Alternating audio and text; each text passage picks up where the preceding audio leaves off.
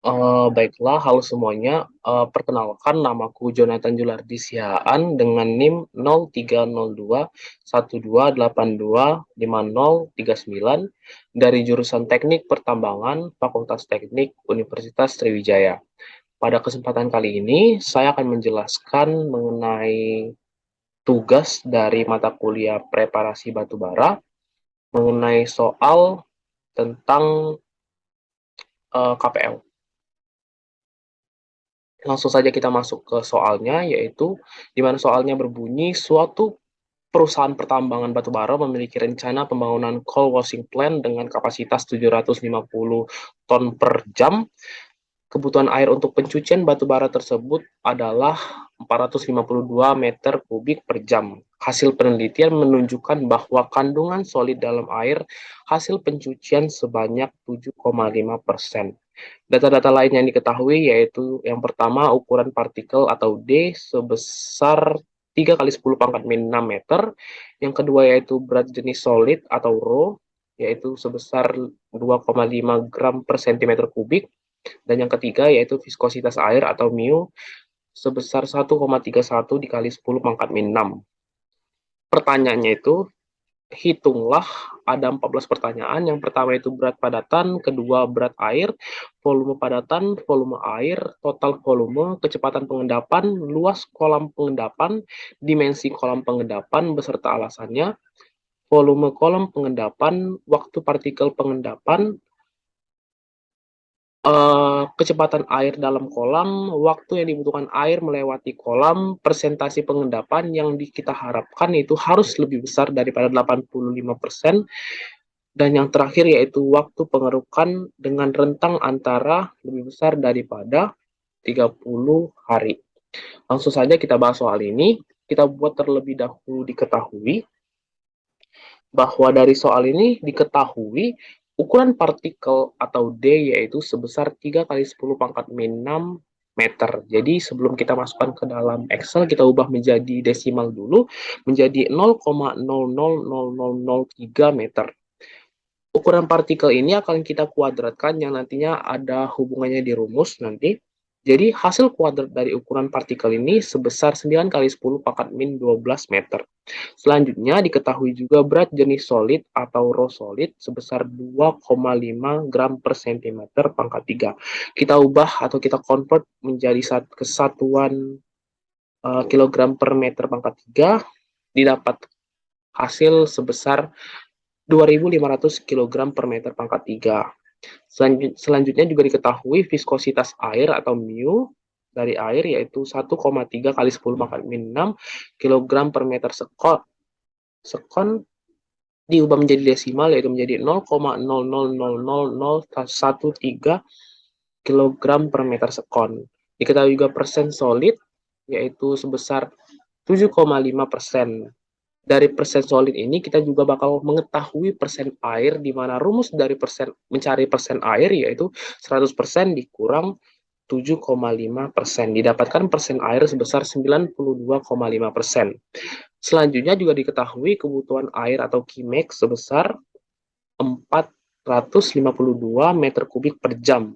Dan berat jenis air ini merupakan ketetapan di mana berat jenis air itu kan 1 gram per sentimeter kubik. Kita convert satuannya menjadi kilogram per meter kubik, didapatkan berat jenis air yaitu 1000 kg per meter kubik. Selain itu, ada juga ketetapan dari gravitasi bumi yaitu sebesar 9,8 meter per sekon kuadrat, dan selisih nilai mutlak dari berat jenis solid berbanding dengan berat jenis air didapatkan hasil 1.500 kg per meter pangkat 3. Langsung saja kita masuk ke perhitungan soal untuk menjawab ke-14 pertanyaan tersebut.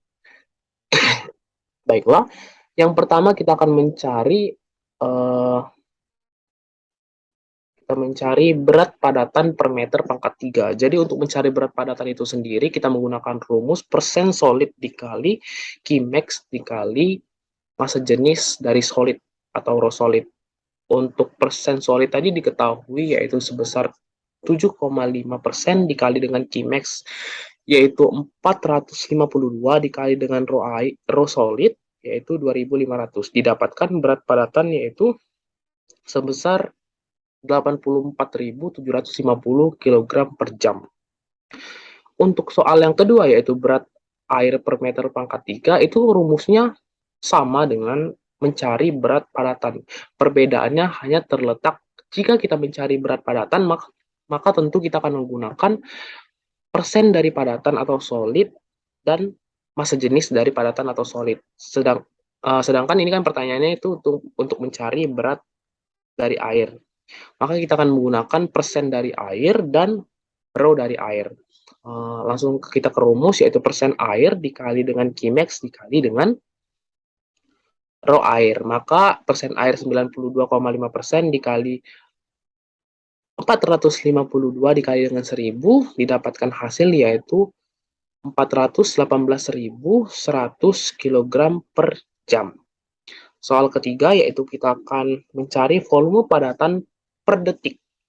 Untuk mencari rumus mencari volume padatan itu sendiri yaitu berat padatan per meter pangkat 3 dibagi dengan massa jenis padatan atau solid dikali dengan 3.600 detik per jam.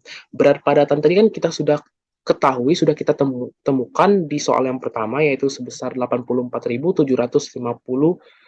kg per jam dibagi dengan rho solid yaitu tadi sebesar 2.500 dikali 3.600 maka 84.750 itu dibagi dengan 9 juta didapatkan hasil yaitu 0 didapatkan hasil volume padatan per detik itu sebesar 0,009417 meter kubik per jam. Soal keempat yaitu untuk mencari volume air per detik. Rumus volume air per detik ini juga sama dengan rumus mencari volume padatan. Perbedaannya hanya tadi, jika kita mencari volume padatan, maka kita akan menggunakan data-data dari padatan. Maka sedangkan untuk mencari volume air, kita akan menggunakan data-data dari air. Oke, langsung saja masuk ke rumus. Maka volume air itu sama dengan berat air per meter pangkat 3 dibagi dengan rho air. Oke, bentar ada kesalahan di sini. Ini harusnya rho air dikali dengan 3.600 detik per jam. Oke. Tadi berat air tadi sudah kita dapatkan sebesar 418.100 kg per jam dibagi dengan 1000 dikali 3.600, maka 418.100 kg per jam dibagi dengan 3.600 didapatkan hasil yaitu 0,116139 meter kubik per jam untuk volume air per detik. Soal kelima yaitu kita akan mencari total volume per detik. Nah, namanya juga total, berarti secara keseluruhan. Maka total volume per detik ini merupakan hasil penjumlahan dari volume padatan per detik ditambah dengan volume air per detik. Jadi volume padatan tadi didapatkan 0,009417 ditambah dengan 0,11613889. Didapatkan hasil yaitu 0,1255556 meter kubik per detik. Itu untuk total volume per detik. Oke, soal ke-6 kita akan mencari kecepatan pengendapan atau PT. Nah, untuk rumus mencari kecepatan pengendapan ini sebenarnya ada dua pendekatan, yaitu yang pertama pendekatan Stokes, yang kedua itu pendekatan Newton. Nah, untuk pendekatan Stokes itu kita gunakan rumusnya ketika persentasi dari padatan itu kurang dari sama dengan 40%. Sedangkan untuk pendekatan Newton, kita akan menggunakan rumusnya ketika persentasi dari padatan itu lebih besar daripada 40%. Di soal tadi kita ketahui bahwa persen solid ataupun persen padatan dari soal itu sebesar 7,5%. Maka tentu berdasarkan data ini, kita akan menggunakan pendekatan Stokes karena persentase padatannya kurang dari sama dengan 40%. Untuk rumus mencari kecepatan pengendapan dengan pendekatan Stokes itu sendiri, yaitu PT, kecepatan pengendapan, sama dengan gravitasi bumi uh, dikali dengan ukuran partikel dikuadratkan, tadi fungsi dari kita menguadratkan ukuran partikel tadi, dikali dengan selisih mutlak dari rho solid dikurang dengan rho air, dibagi dengan 18 dikali dengan mu air. Maka tadi gravitasinya itu 9,8 meter per sekon kuadrat dikali dengan kuadrat dari ukuran partikel, yaitu 9 kali 10 pangkat min 12 dikali dengan selisih dari kedua massa jenis tadi, massa jenis dari solid dan massa jenis dari air, didapatkan selisihnya tadi itu 1.500 dibagi dengan 18 dikali mu air tadi 0,000013. Maka 1,323 kali 10 pangkat min 7 dibagi dengan 0,000234, didapatkan kecepatan pengendapan dari padatan itu sendiri, yaitu selama 0,005654 meter per detik. Oke, selanjutnya rumus hasil dari kecepatan pengendapan ini akan kita gunakan untuk mencari soal yang ketujuh. Untuk menyelesaikan soal yang ketujuh, di mana soal yang ketujuh ini ditanya luas kolam pengendapan. Rumus dari luas kolam pengendapan itu sendiri yaitu Q total atau total volume dibagi dengan kecepatan pengendapan. Maka tadi kan kita di soal nomor 5 sudah tahu nih, yang ini total volumenya itu 0,1255556 dibagi dengan kecepatan pengendapan, yaitu 0,005654, didapatkan luas kolam pengendapan yaitu sebesar 22,20711 meter kuadrat. Oke. Selanjutnya kita akan menentukan dimensi kolam pengendapan menurut perhitungan dengan hukum Stokes. Jadi untuk Q total tadi, ini bukan Q total, ini Q max. Adalah Q max.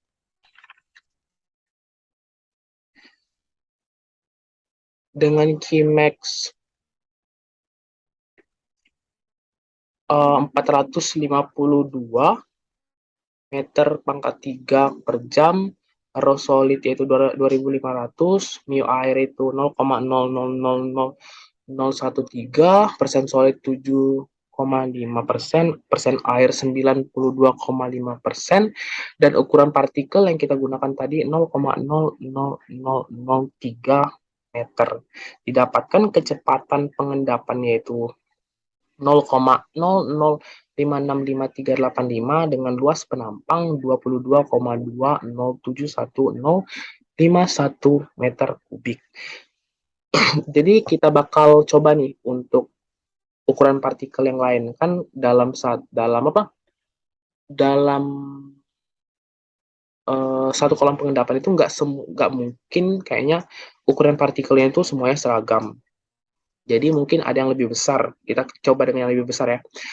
Misalnya ukuran partikelnya itu 6 kali 10 pangkat min 6 dan 1,2 kali 10 pangkat min 5. Untuk yang 6 kali 10 pangkat min 6 itu didapatkan kecepatannya itu kecepatan pengendapan itu 0,011 sekian.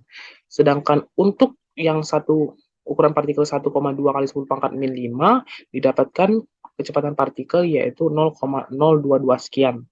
Untuk yang luas penampang yang ukuran partikel 6 kali 10 pangkat min 6 itu didapatkan 44,4 sekian. Sedangkan untuk ukuran partikel 1,5 kali 10 pangkat min 5 didapatkan luas penampang yaitu 88,8 sekian. Maka dapat disimpulkan semakin besar ukuran partikel, maka kecepatan dari pengendapan partikel itu sendiri akan semakin cepat karena dia dipengaruhi oleh gravitasi bumi. semakin berat, dia bakal semakin cepat jatuh ke dasar.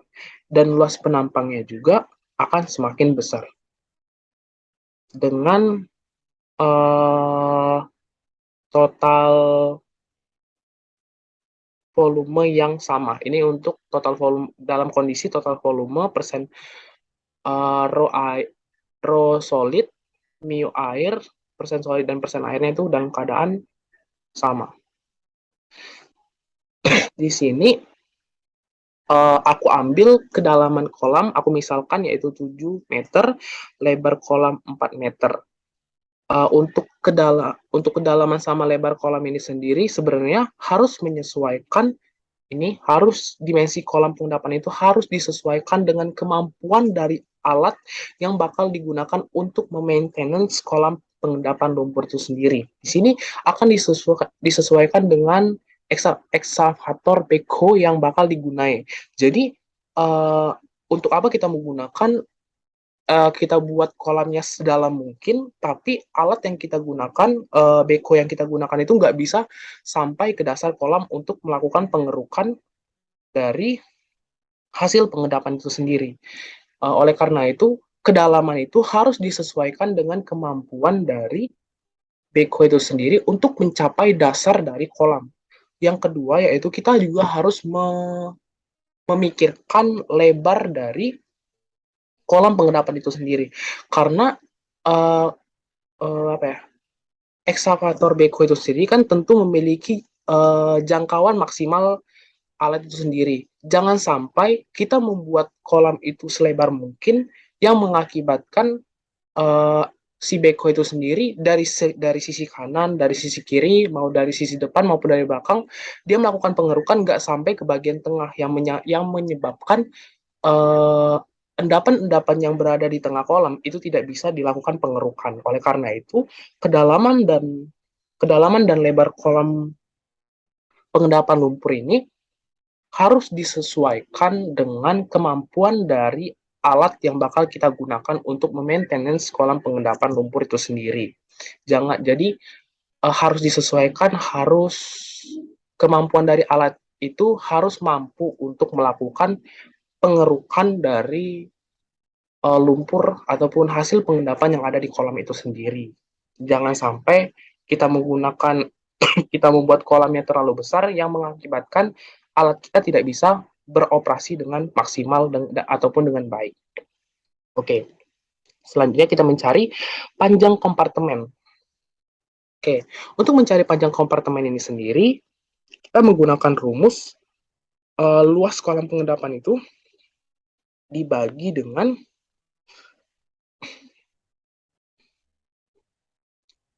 lebar kolam pengendapan. Oke, jadi luas kolam pengendapan tadi kan 22,20711 meter kubik dibagi dengan 4 meter didapatkan panjang kompartemen itu 5,551776. Kita bulatkan ke atas. Kenapa kita harus dibulatkan ke atas menjadi 6 meter? Kenapa kita melakukan pembulatan ke atas? Karena ini menyesuaikan dengan kemampuan dari kolam pengendapan itu sendiri. Semakin besar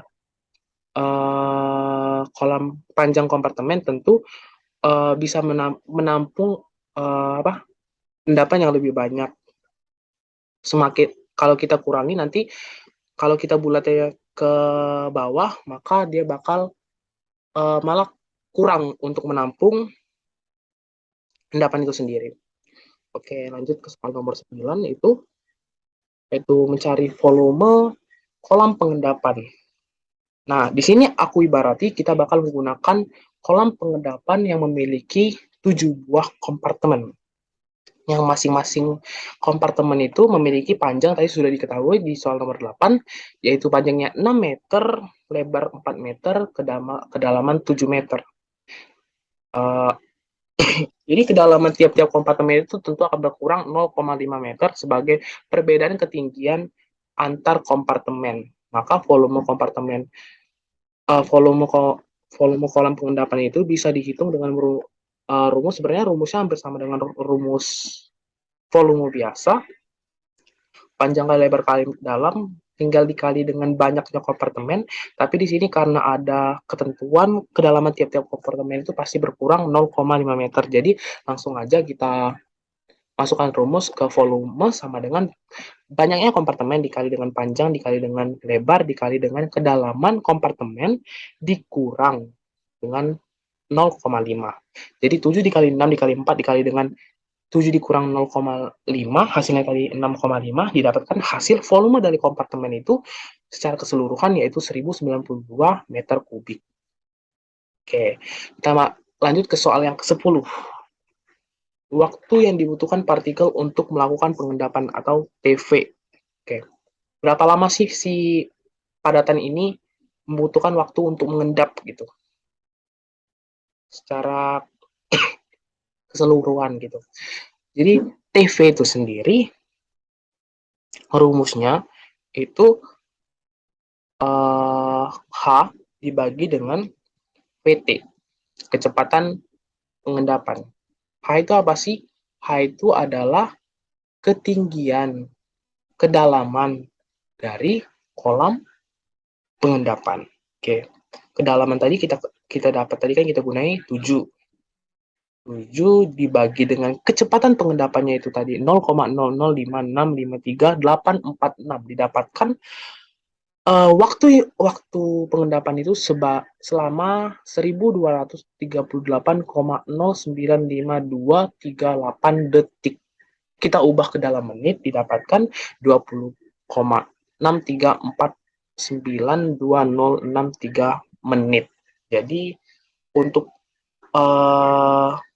untuk volume sekian, waktu yang dibutuhkan partikel itu mengendap itu selama sekian, selama 21 menit gitu.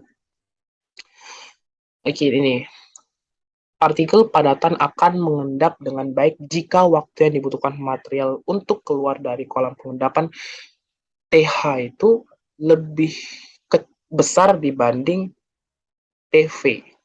Jadi waktu dari si partikel mengendap itu harus lebih kecil dibanding waktu yang dibutuhkan untuk dia keluar gitu. Kan dia tuh si apa ya, si feednya itu masuk, dia bakal keluar tuh. Waktu dia mengendap ini harus lebih cepat dia jatuh ke bawah itu. Dia melakukan pengendapan berbanding dengan waktu dia bakal keluar lagi ke lingkungan lagi gitu. Ini harus seperti ini untuk menghasilkan pengendapan sama airnya itu terpisah dengan sempurna. Yang ke-11 yaitu kecepatan air dalam kolam atau pH. Rumusnya itu Q total volume dibagi dengan luas penampang. Di mana luas penampang itu kita B dikali dengan H, yaitu 4 dikali dengan 7. Didapatkan luas penampang 28 meter. Maka 2.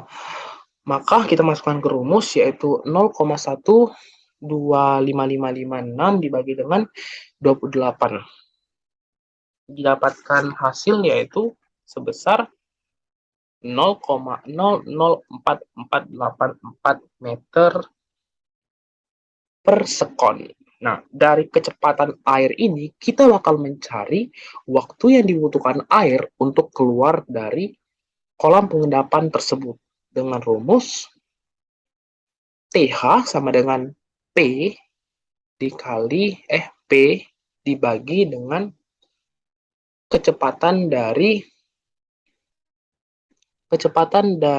air itu keluar. Oke. Untuk P itu sendiri, kita dapatkan P-nya itu 42. Kita kecil ya, biar kita lihat rumusnya.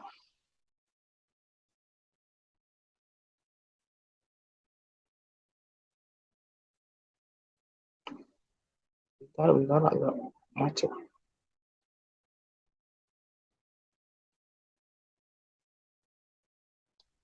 Oke.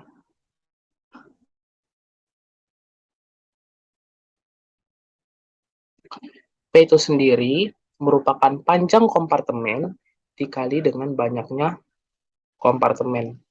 Jadi kayak ibarati lintasan dia lewat, lintasan dari air itu keluar dibagi dengan banyaknya kompartemen. Kan lintasannya itu tadi berapa banyak sih lintasannya itu ada 7 buah kompartemen itu. Jadi dapatkan hasil 42. Oke. 42 dibagi dengan kecepatan untuk dia keluar dari air itu 0,004484. Didapatkan hasil yaitu 9.366,372 detik. Kita ubah menjadi menit. Jadi hasilnya itu dibagi dengan 60 didapatkan 156,1062 menit. Kita bandingkan ya dengan tadi. Untuk waktu pengendapan itu tadi dibutuhkan waktu 20 menit sekian, sedangkan waktu waktu dia mengalir keluar itu sebesar 156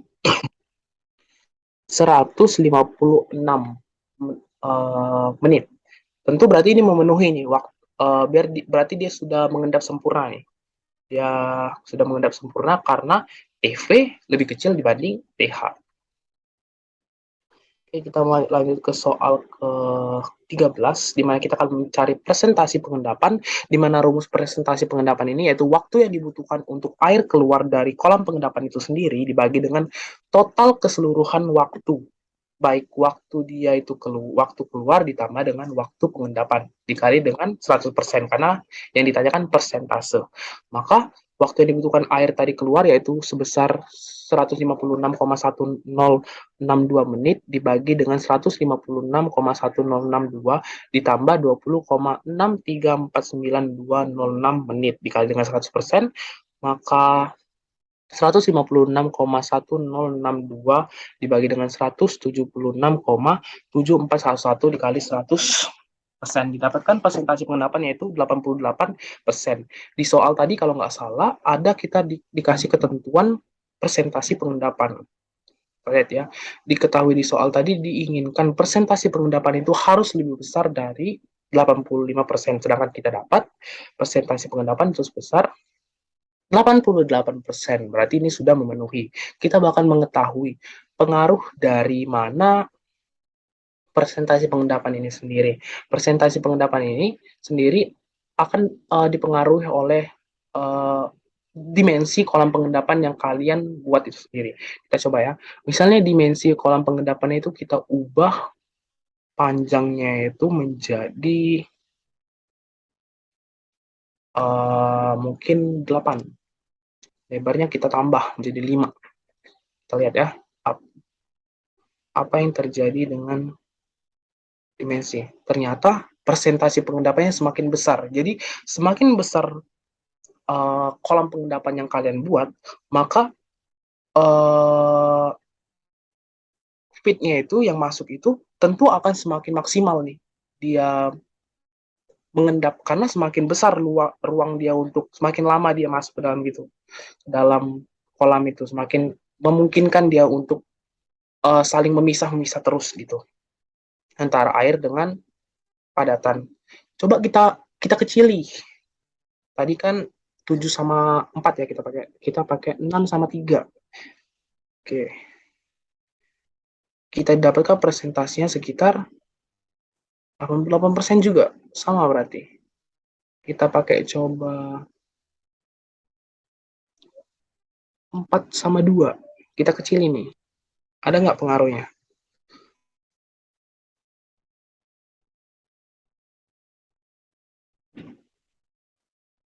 Oh, rentangnya di sana. 3 coba.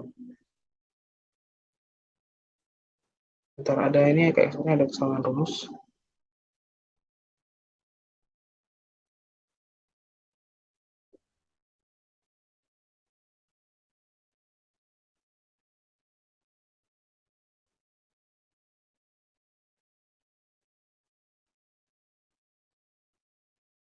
Oke,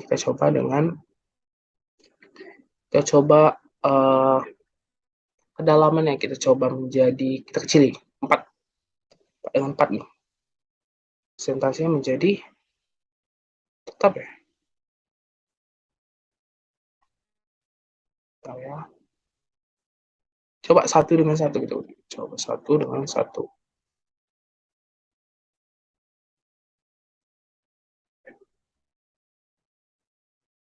Berarti dia sekitar 88% ya, maksimalnya 188% pasti dia langsung mengendap gitu. Kita ubah lagi menjadi angka kita tadi 7 sama.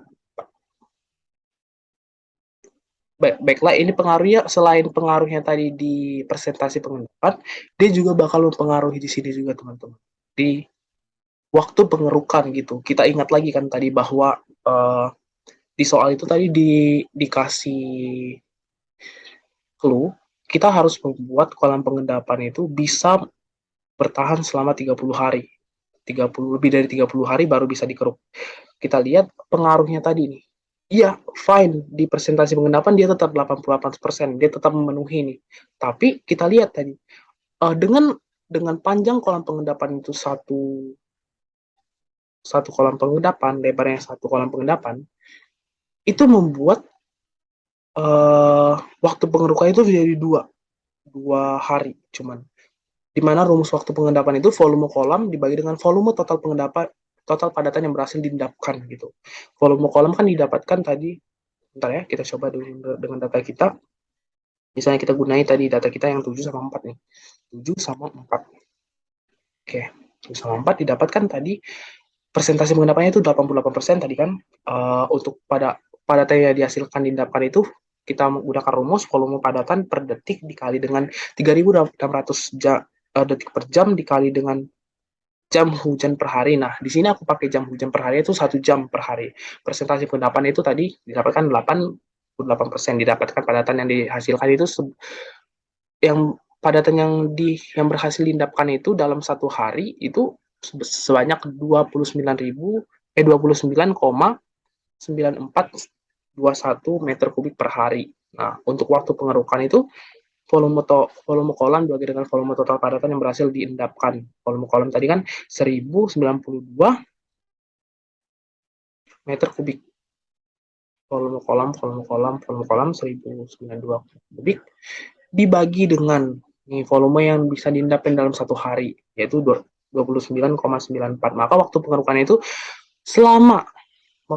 itu bisa dilakukan selama 36,47, kita bulatkan menjadi 37 hari. Setiap 37 hari itu kita harus melakukan pengerukan supaya kolamnya itu bisa digunakan lagi untuk menampung endapan-endapan dari, biar nggak numpuk gitu, nggak numpuk lumpurnya di dasar kolam. Jadi sehingga pengerukan lumpur dari dasar kolam dapat dilakukan dengan interval waktu selama 37 hari sekali supaya air dari kolam pengendapan itu menjadi bersih. Baiklah, jadi pengaruh dari ini kan dalam soal ini ada dua ketentuan nih, dua persyaratan yang ingin kita penuhi. Presentasi pengendapan dan waktu pengerukan pendapan. Jadi ini pengaruhnya di sini teman-teman. Yang pertama, dari kolam pengendapan tadi. Dari dimensi, kita menentukan dimensi kolam pengendapan gitu. Misalnya kita gunakan tadi 6 meter dengan kedalaman 6 meter dengan lebar 3 kolam 3. Oke, fine, dibagi presentasi pengendapan dia memenuhi di atas 85. Tapi di bagian waktu pengendapan dia berkurang nih. Dia butuh waktu pengerukan 31 hari. Oke, masih memenuhi ya. Misalnya kita kecilin lagi nih kolamnya. Kita gunai kolamnya 5 cuman. Kedalamannya cuma 5. Pasti pengaruh juga nih. Dia waktu pengerukannya itu harus dilakukan setiap 26 hari. Harus dilakukan setiap 26 hari. Berarti nggak memenuhi kan. Oleh karena itu, pengaruh pertama itu di bagian kedalaman, di bagian dimensi dari kolam pengendapan yang kita desain tadi. Oke, pengaruh yang kedua itu berkaitan dengan banyaknya kompartemen yang kita buat. Banyaknya bagian-bagian dari kolam pengendapan itu yang kita buat. Misalnya kita kurangi nih bagian dari kolam pengendapan, kita hanya buat A3 aja kayak itu. Dikit aja kita buat gitu kan. Pengaruhnya bakal di persentase. Persentasenya semakin rendah nih teman-teman. Semakin kecil.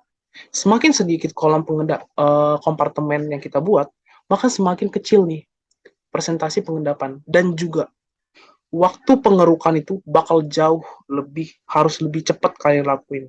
Kalian bakal ngelakui lebih cepat dibanding tadi yang kita tentuin tadi. Kita buat di sini dapatkan 19 hari. Jadi setiap 19 hari itu harus dikeruk tuh pakai backhoe. Coba kita tinggiin. Gunain tadi 7 kan. Kita buat 10 nih. Lebih banyak gitu.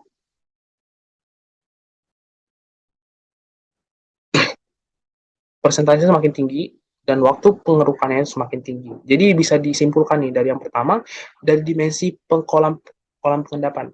Semakin besar kolam yang kalian buat, maka persentasinya itu bakal semakin tinggi dan waktu yang dibutuhkan untuk melakukan pengerukan itu interval waktunya juga semakin lama.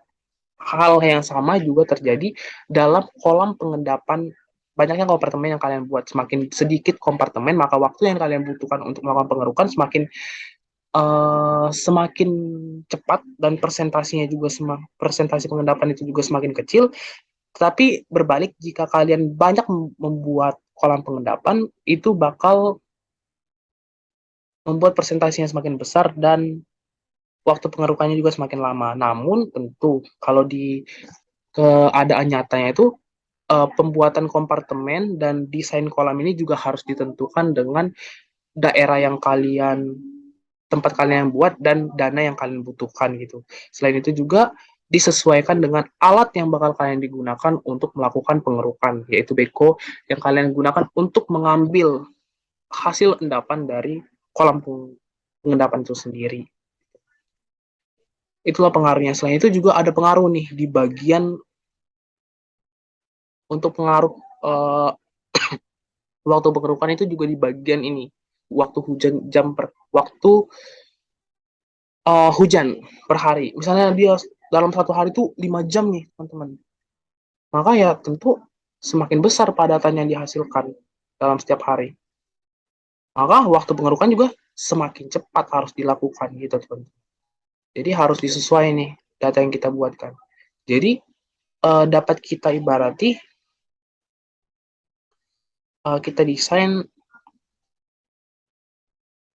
kolam pengendapannya dari 7 berdasarkan ini kita buat, misalnya kita buat pakai apa ya biar cepet, pen aja.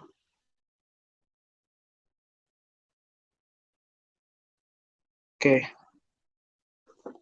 kita tadi buat kolam pengendapannya itu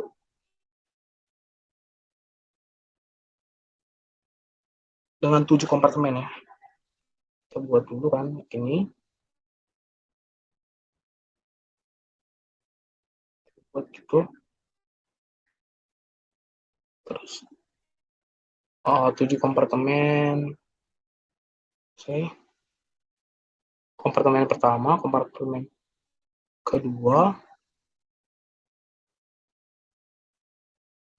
kompartemen ketiga,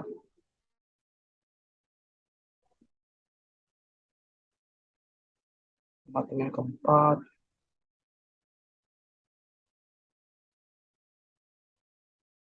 kompartemen kelima. Ya maaf teman-teman, gambarnya jelek. Kompartemen keenam.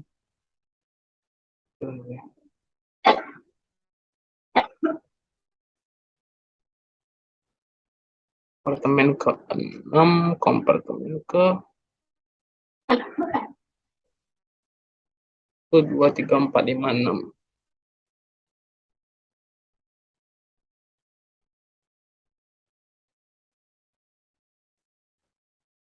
2, 3, 4, 5, 6. 1, 2, 3.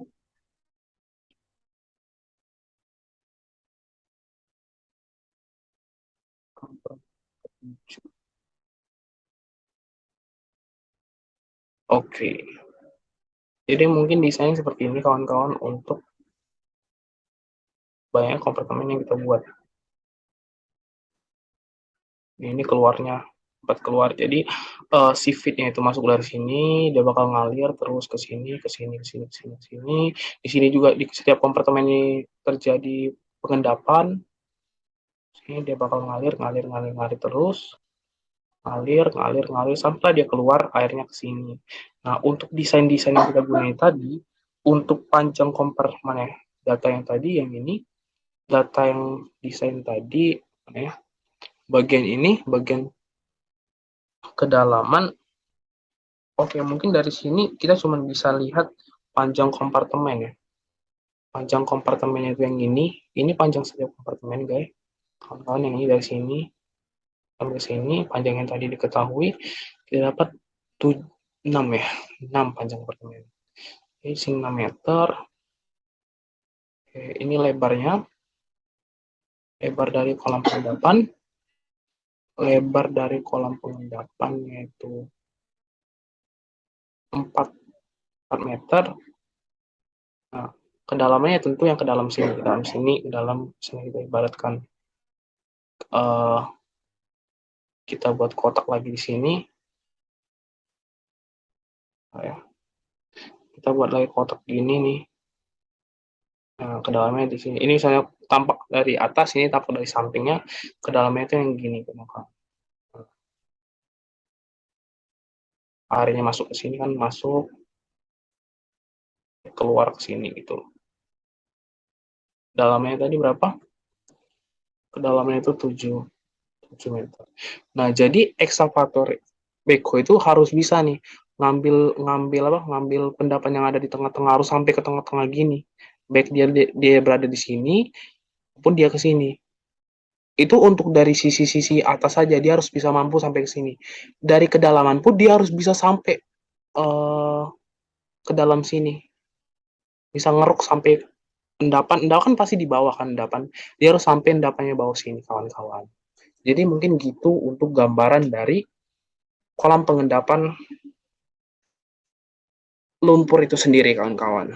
Oke, mungkin demikianlah penjelasan dari saya. Jika ada kata yang kurang berkenan, saya mohon maaf. Kepada Tuhan, saya mohon ampun. Terima kasih atas kesempatannya yang telah diberikan. Semoga video ini dapat membantu teman-teman sekalian dalam melakukan pembelajaran, terutama tentang materi yang telah saya jelaskan, yaitu mengenai kolam pengendapan lumpur itu sendiri. Baiklah, sekian dan terima kasih. Sampai jumpa di video berikutnya.